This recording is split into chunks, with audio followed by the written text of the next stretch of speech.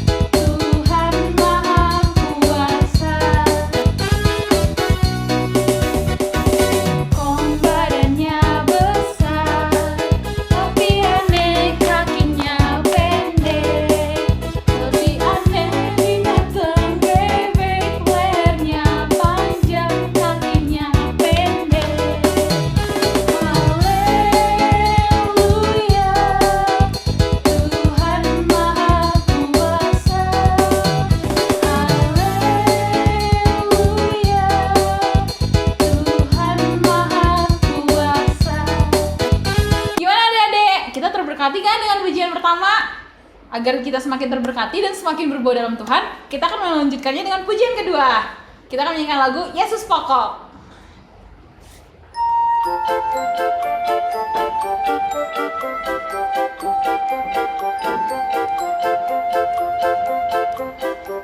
Yesus pokok dan kitalah caranya, tinggallah di dalamnya. Yesus pokok dan kitalah caranya, tinggallah di dalamnya. Yesus pokok dan kitalah caranya, tinggallah di dalamnya. Pastilah kau akan berbuah.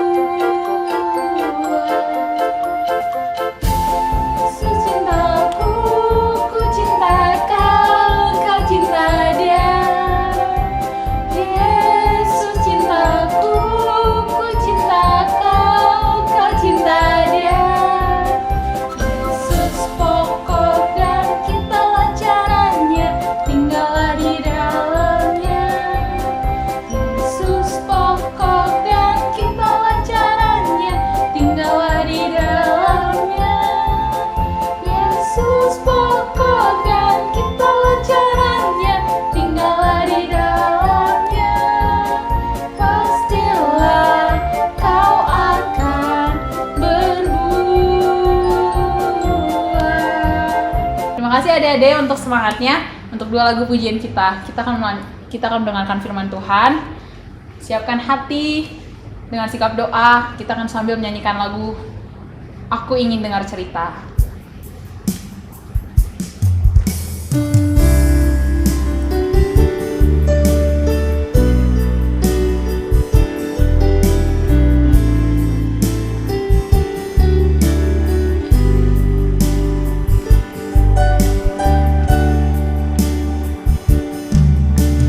Ku ingin dengar cerita tentang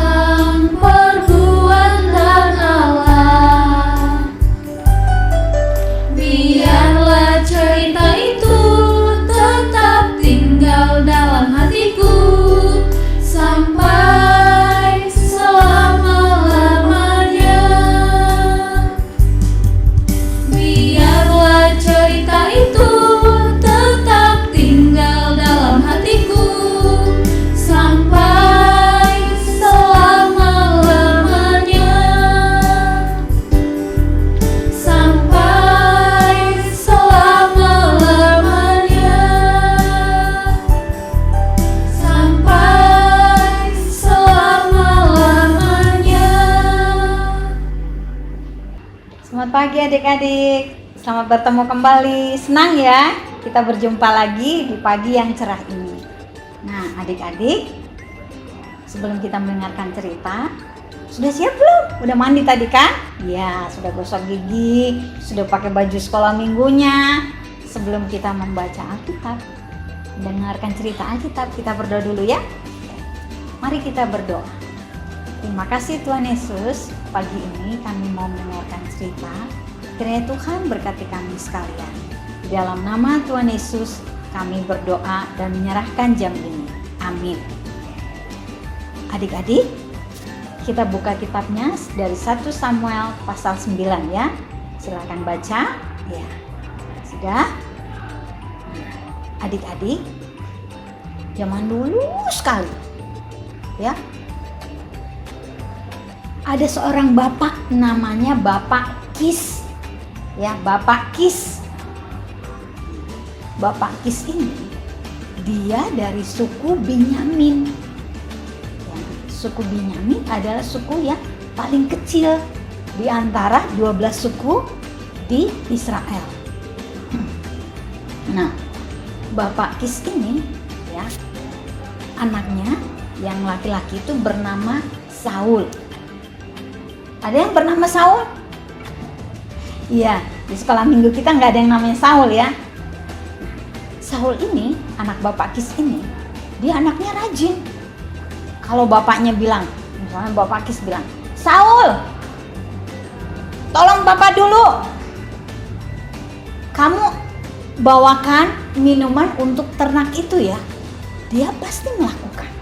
Ya, Saul itu selalu menurut apa yang dikatakan atau diminta oleh orang tuanya.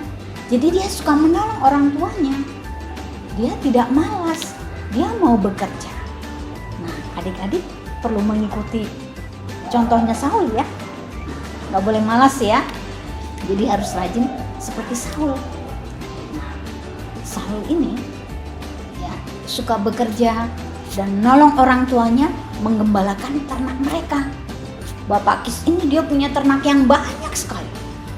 Ada domba, sapi, keledai, ada unta. Wah, ternaknya banyak. Ya, sampai suatu hari terjadi masalah. Masalah apa? Waduh, Bapak Kis pusing. Aduh, kemana ya? Saya sudah tanya bujang saya nggak tahu, pelayan saya yang itu nggak tahu, pelayan saya yang di sana juga nggak tahu. Kemana ya kira-kira adik-adik tahu nggak? Itu tuh keledai betinanya Bapak Kis hilang, bukannya 1 2 tapi banyak keledainya. Aduh, sayang kan? Ya, jadi Bapak Kis berpikir, aduh, harus segera dicari. Bahaya kalau hilang semuanya. Ya, karena ternak itu sangat penting untuk mereka.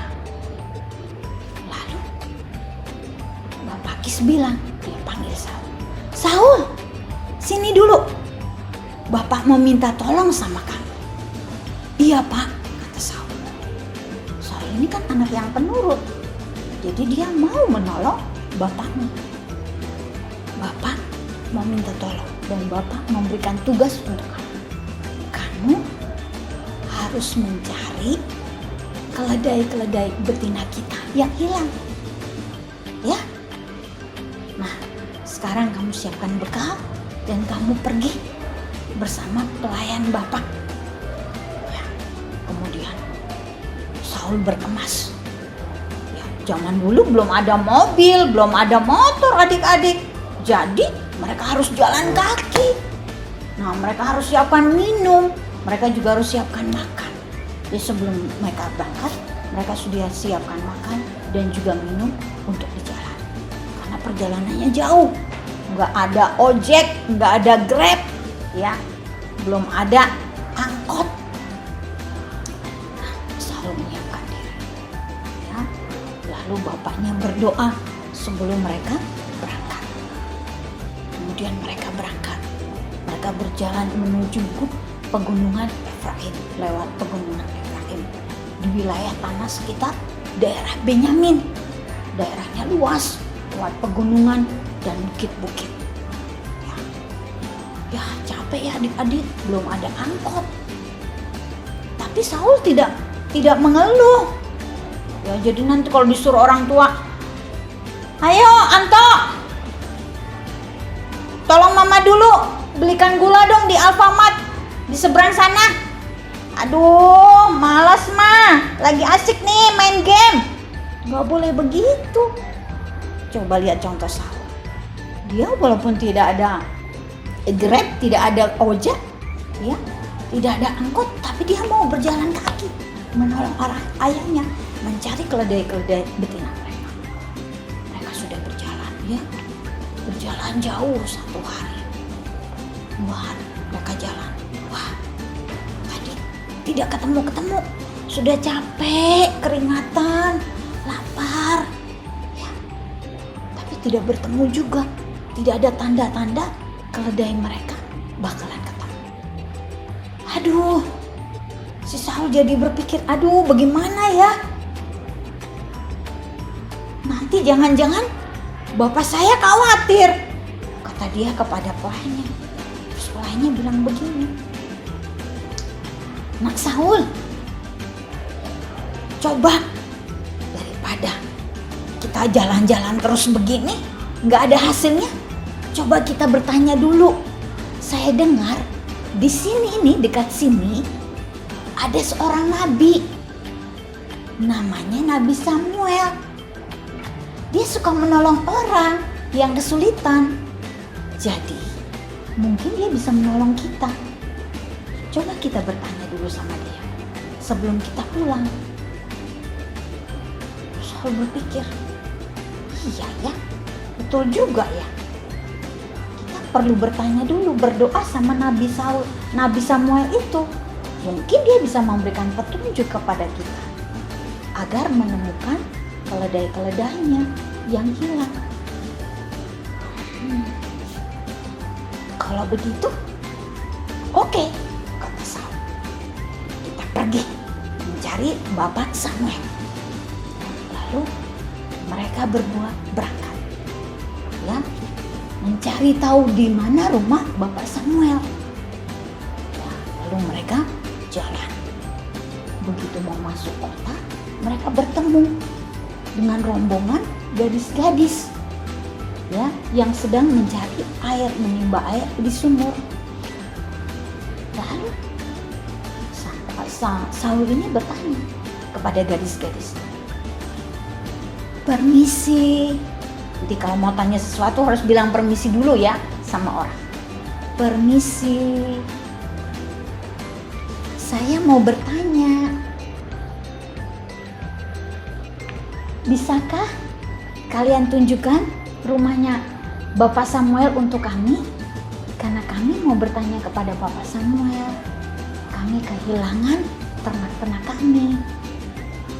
Oh, kata gadis-gadis itu, kalian mencari Bapak Samuel, nabi itu kan? Iya, kata Saul dan juga bujang atau pelayannya. Di sana, tadi dia baru lewat, kata gadis-gadis itu.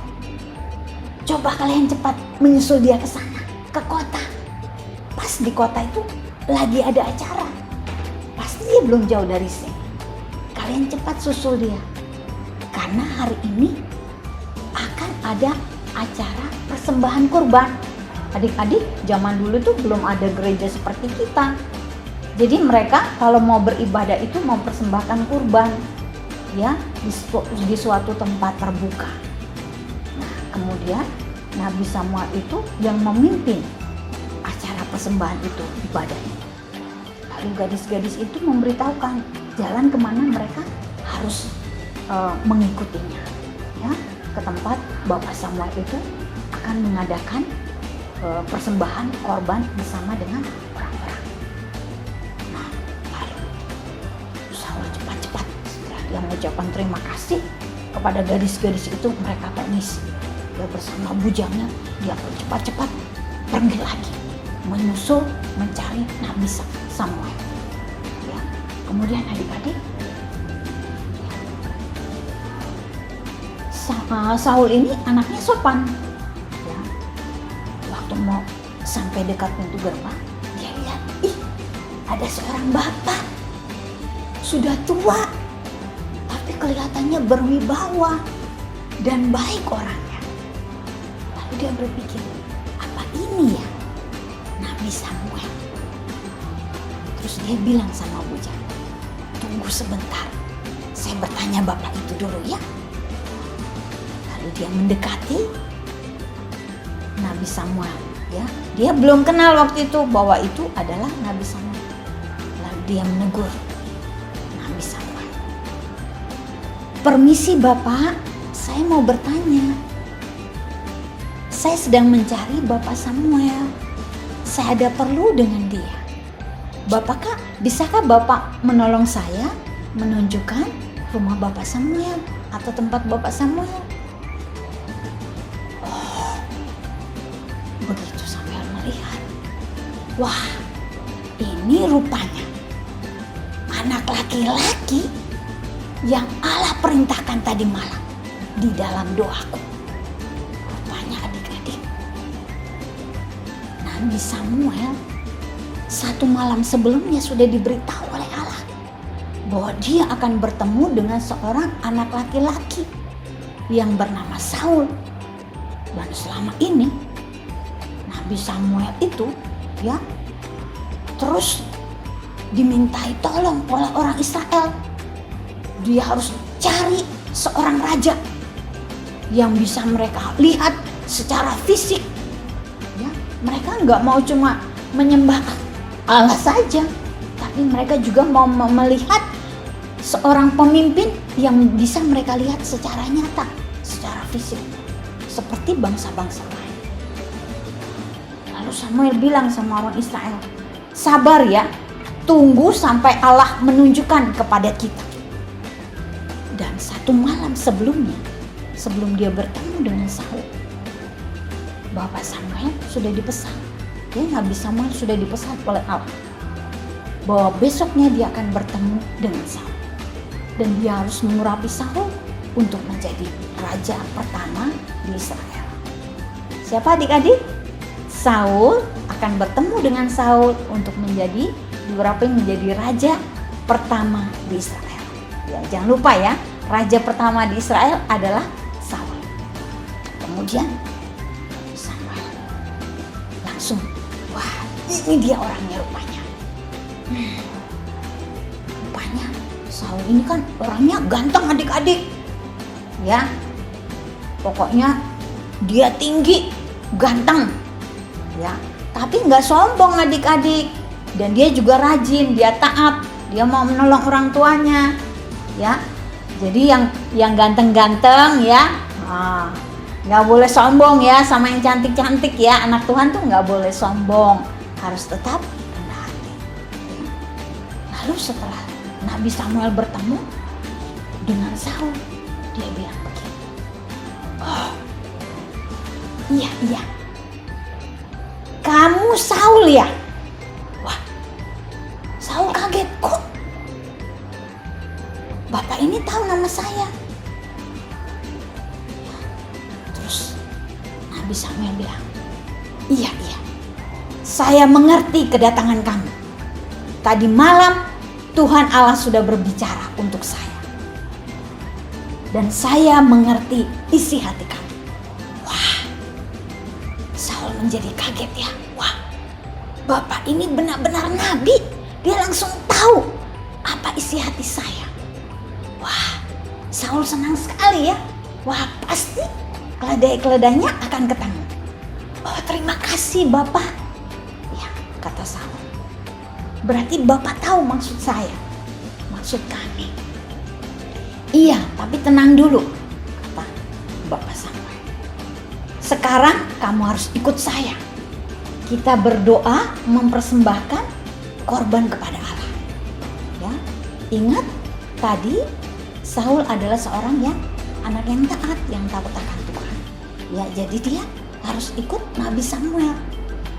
Ya, Lalu dia bersama bujangnya mengikuti Samuel, ikut berdoa mempersembahkan korban kepada Allah.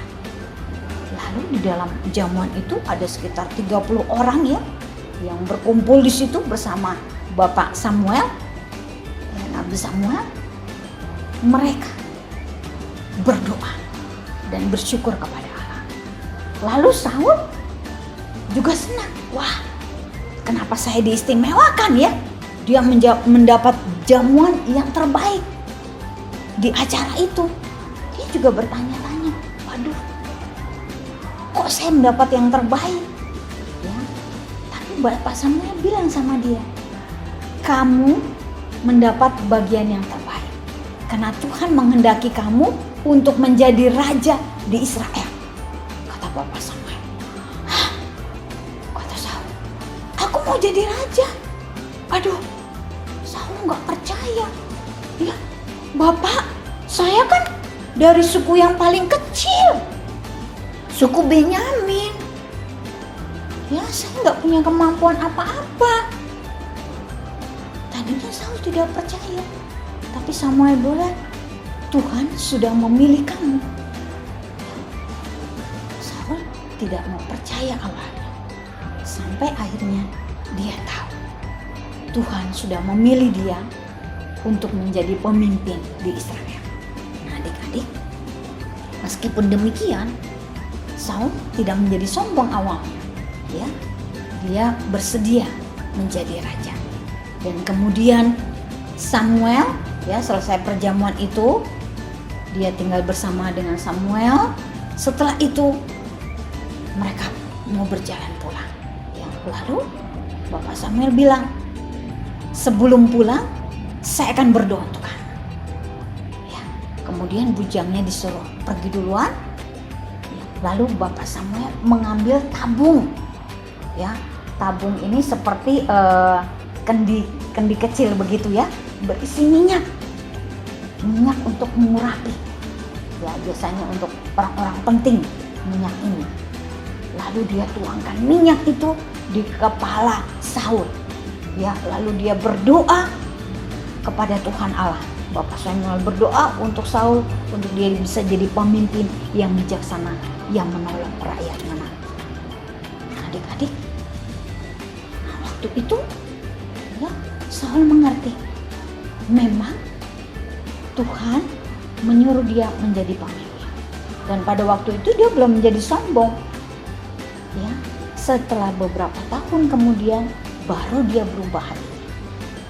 Setelah dia menjadi raja yang berhasil, raja yang kuat, yang banyak pengikutnya, lama-lama dia berubah hatinya.